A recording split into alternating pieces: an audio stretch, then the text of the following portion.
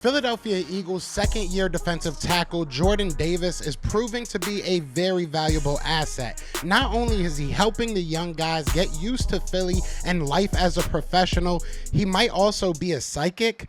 Also, I want to talk about Sean Desai and what he said on Fran Duffy's Eagle Eye in the Sky podcast. It might tell us exactly what he wants to do with this defense. So let's talk about it. You want Philly food? Yeah, let's do it.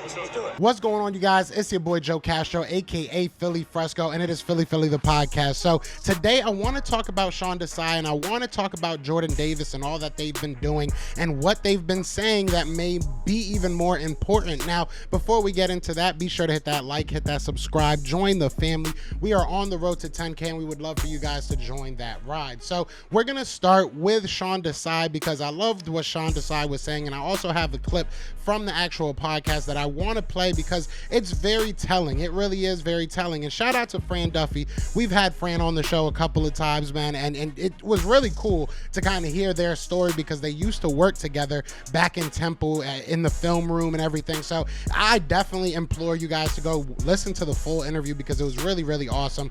Fran Duffy always does a great job. Now, as I said, they did used to work together. They go all the way back to 2006. January of 2006 is when they first met.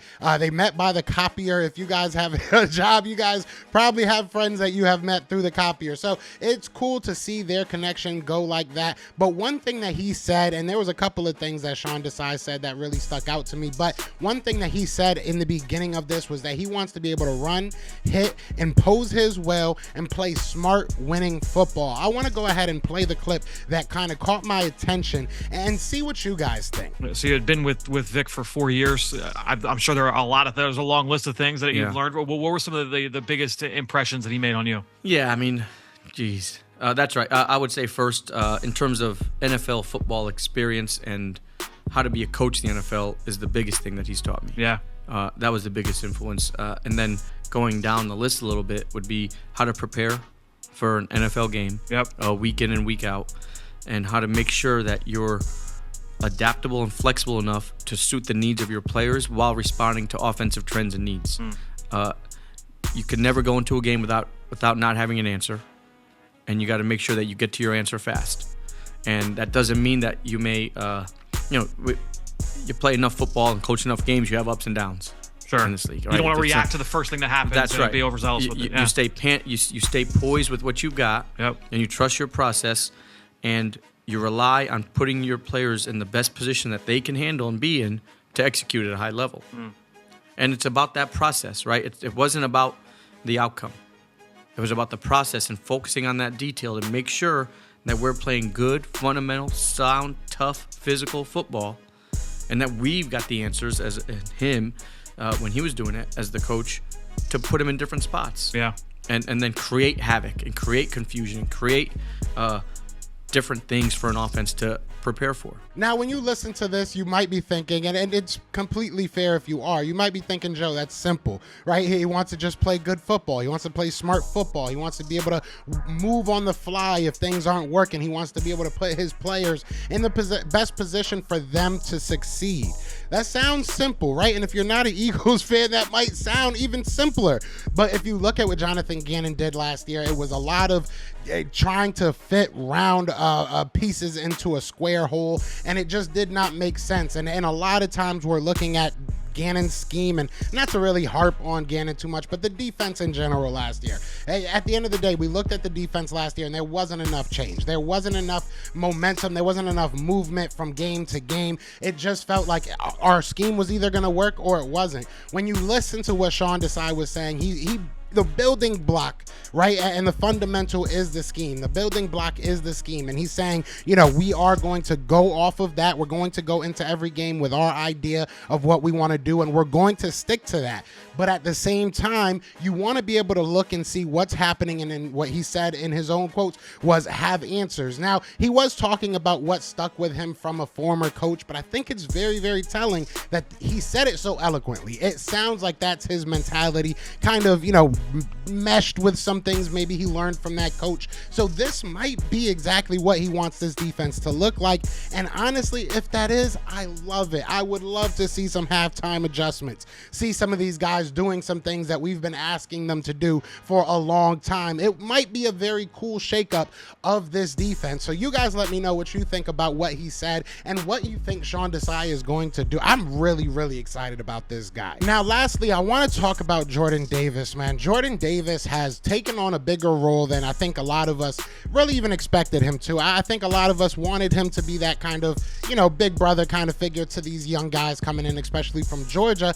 But the lengths that he's going to has been very, very, it's been inspiring to watch. I'm excited to see him be such a grown man. And we've heard earlier reports of how Jordan Davis was able to kind of keep Jalen Carter in, for lack of better terms, check when he was in college with him. So this might be an extension of that. Now, I want to read a couple of quotes from an article from Reuben Frank. He was out there, obviously, after the OTA and got to speak to Jordan Davis and a bunch of other players. So this is kind of what he said when asked about basically the transition and how it was going to be hard for these guys. He said, it's going to be hard for them, and that's what we're here for. They're in a hotel. That takes a toll on your body. That's like being trapped and seeing the same four walls. So anytime I can go over there and get those boys out, get Kaylee out, get all those guys out, just to show them around the city I've been in the past year and going out to explore places, it means a lot, and it builds that bond again. That's what we were doing at Georgia, and that's what we're going to do here. And we're going to continue to do, and not even just for the Georgia guys, but for the other guys too. I know what it takes. I know what it's like to be a rookie.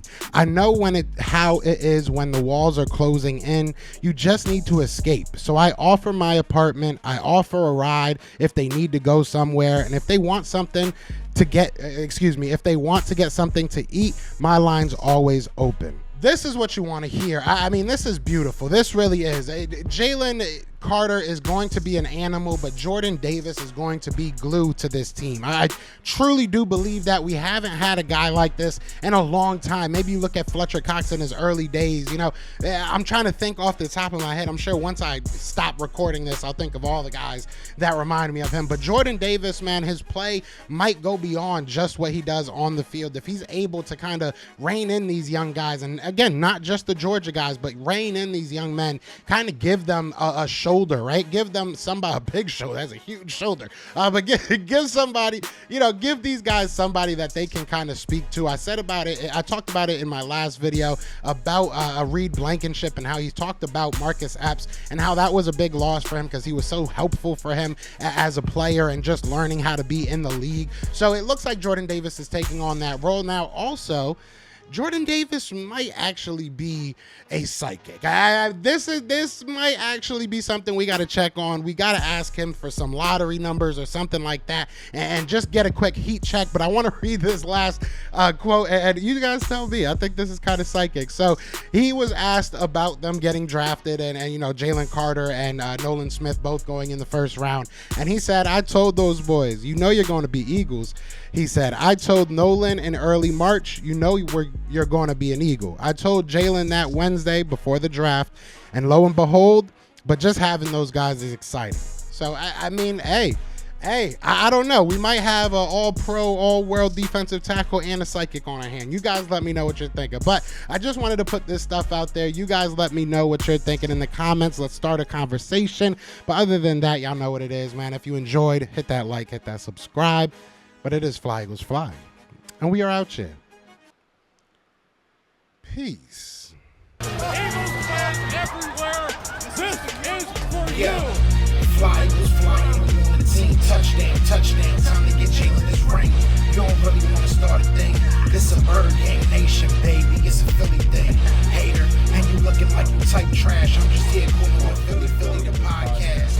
And we can call a man dog or watch Miles score off the handoff. Rest of the division, your man saw Jackson like Sean